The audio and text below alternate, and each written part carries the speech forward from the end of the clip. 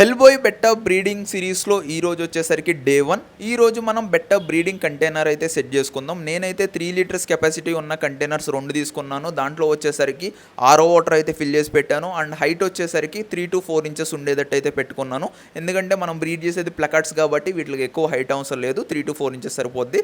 అలాగే మన దగ్గర ఒక బబుల్ వ్రాపర్ ఉన్న, లేకపోతే ఇలా చిన్న కవర్నైనా కట్ చేసుకుని ఒక టేప్తో ఒక కార్నర్కి స్టిక్ చేసి పెట్టేసేయాలి, లేకపోతే కదిలిపోతుంది. మెయిల్ బెట్టాస్ని కూడా రిలీజ్ చేసేసాను అనమాట.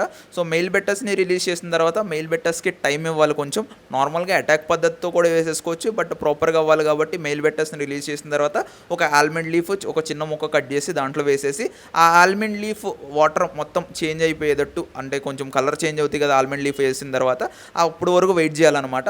ఒక కార్నర్లో పెట్టేసి జనాలు ఎక్కువ తిరగని ప్లేస్లో పెట్టేసేసి టాప్ కూడా కవర్ చేసి పెట్టాలి. లైట్గా వెంటిలేషన్ వెళ్ళేటట్టు పెట్టేసి మొత్తం అయితే ఇట్లా క్లోజ్ చేసేసి పెట్టేసేయాలి. ఒక 12 అవర్స్లో నెక్స్ట్ వీడియోలో ఏం జరిగింది అనేది ఇంకొక వీడియో అప్లోడ్ చేస్తాను.